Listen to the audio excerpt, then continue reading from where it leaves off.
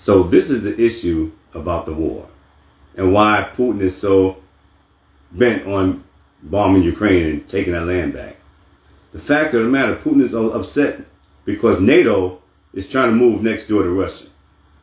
NATO, if Ukraine comes with NATO, that means NATO can put missiles, bombs, rockets, nuclear, anything in Ukraine.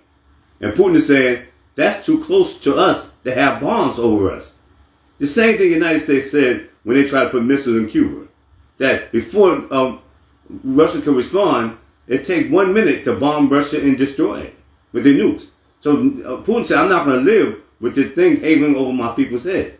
So Putin is going to try to take their land back and put it back to the point where NATO would stay in Europe like they're supposed to. And people want Putin this, Putin that, Putin that. But Putin is actually looking after his people. Because if you imagine that if Florida or Georgia decide they're going to break with the United States and turn communist, and then Russia will come there and take care of them and protect them against the United States, how would you feel about that? Well, that's the same thing happening over Ukraine.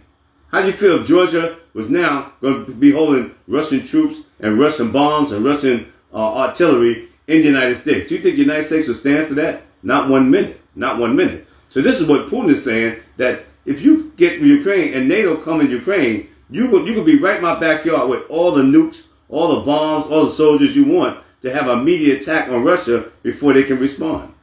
So Putin is now, he's protecting his people. He's not having that. And I understand that. I understand that because the United States want every advantage, but they don't want to give any advantage.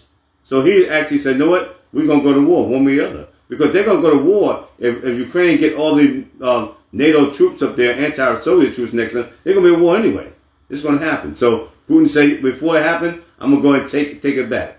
And he threatened anybody to get in between them that he's going to severely destroy them. So the United States is trying to put, NATO is trying to put all these sanctions against Russia. But I'm going to tell you one thing. The minute the Russian people get hungry, the minute they don't have the things that's essential to life, the minute they think their life's threatened, war is going to break out. War is going to break out. And the first person probably going to break out with is Kim Jong of North Korea. He can't wait to use his nukes. He's the only country that has nothing to lose by shooting nukes. His country's starving, they're hungry, they're poor. He can't have nothing to lose.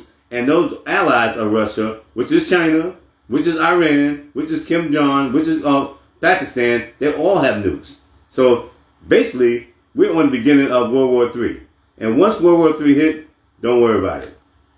Don't worry about it. You're going to disintegrate before you can even think about it. So all you who don't know Jesus, all you who don't know God, this is a time to get to know God right now. It's that close to knowing God.